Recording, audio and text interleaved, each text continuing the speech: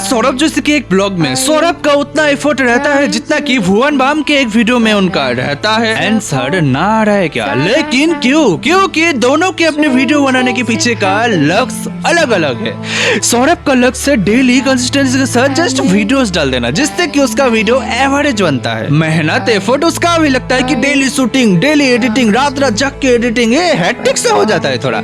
तुम में से हर कोई ऐसा नहीं कर पाएंगे। लेकिन भुवन भाई का लक्ष्य रहता है एक वैल्यूएबल चीज डालना, कुछ भी एवरेज से डाल देना नहीं। भुवन भाई के एक वीडियो के पीछे का एफर्ट ज्यादा हो सकता है सौरभ जोशी के मुकाबले में, लेकिन रिजल्ट तो सौरभ को ज्यादा मिल रहा है ना। ज्यादा व्यूज, ज्यादा पैसा, ज्यादा फेम। अब अगर भुवन भाई की जगह पे तुम होते तो तुम्हें कभी ना कभी तो ऐसा लगता ही लगता ना कि साला मेहनत ज्यादा मैं कर रहा हूँ, एफर्ट ज्यादा मैं दे रहा हूँ, फिर भी रिजल्ट उसको मिल रहा है, वो रिजल्ट मुझे मिलना चाहिए। साला इस ऐसे प्लेटफॉर्म पे कर्म करने का फायदा ही क्या है जहाँ पे मेरी मेहनत की कोई कदर ना हो। अगर किसी ऑफिस में तुम्हारे एफर्ट का, तुम्हारे मेहनत का कदर नहीं किया जा रहा है, तुमसे कम एफर्ट देने वाले, कम टैलेंट रखने वाले बंदे को तुमसे ऊपर का पद दिया जा रहा है, तो तुम्हें उस कर्म को छोड़ देने का मन करेगा या नहीं? अब सौरभ को अगर महीने का 5 करोड़ रुपए मिलता है तो भुवन भाई को भी तो 2.5 करोड़ मिलता था ना, ये कम था क्या?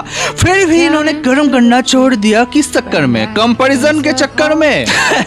मॉरल ऑफ द स्टोरी है कि मनुष्य के जीवन का 70% कष्ट का कारण उसका ही कंपैरिजन करना होता है कि उसको अगर जीवन में एक बहुत ही बढ़िया सा पार्टनर ऑलरेडी मिल गया है, फिर भी वो ये कंपैरिजन करता रहेगा दूसरे को देखकर कि उसका पार्टनर ज्यादा बढ़िया है मुझसे, उसका पार्टनर ज्यादा सुंदर है या फिर ज्यादा पैसा रखता है मेरे वाले से। साला इसको छोड़ देता हूँ, मैं भी वैसा किसी को डिजर्व करता हूँ यार। लेकिन तुम्हें ऊपर ऊपर से उसका सब कुछ नजर आ रहा था, तुम्हें सिर्फ उसके प्लस पॉइंट ही नजर आ रहा था। ईश्वर सबको सब कुछ नहीं देते हैं, उसमें भी कुछ ना कुछ खामियां है ही है जो कि तुम देख नहीं पा रहे हो, या फिर तुम्हें पता ही नहीं है, या फिर तुम देखना चाहते ही नहीं हो। तुम्हारे प्रेजेंट टाइमलाइन के स्वार्थ के अनुसार तुम उसके सिर्फ प्लस पॉइंट को ही देख रहे हो। इसी कारण से मनुष्य अपने डायमंड जैसी चीजों को खो देते हैं गोल्ड या सिल्वर पाने के चक्कर में, कंपैरिजन करने के चक्कर में।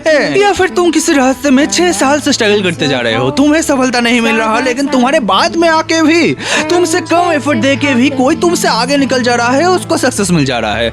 अब तुम कंपैरिजन करने के चक्कर में ये सोचने लग जा रहे हो कि साला ईश्वर शायद से मुझे चाहते ही नहीं है कि मुझे सफलता मिले, इसी वजह से ही तो मेरे बाद में आके भी मुझसे कम एफर्ट दे के भी उसका हो गया, मेरा नहीं हो रहा है, शायद से मेरे भाग्य में नहीं है, छोड़ ही देता हूँ भाई। अब ये स्टोरी मैंने खुद का ही सुना है, मेरे साथ ही ऐसा हो रहा है। 6 साल से मैं लगा हुआ हूँ, मेरे बाद में आके भी बहुत सारे लोगों का हो गया, मेरा नहीं हो रहा। मेरे स्टोरी में डिफरेंस सिर्फ इतना है कि मैं छोड़ नहीं रहा, क्योंकि मुझे ये बात पता है भली भांति कि मनुष्य अपने जीवन में सिर्फ गलत डिसीजन ही लेते चले जाएंगे, जीवन सिर्फ कष्ट और डिप्रेशन में ही बिताते चले जाएंगे अगर वो अपने माथे से कंपैरिजन करने नामक विष को बाहर नहीं निकल फेंका।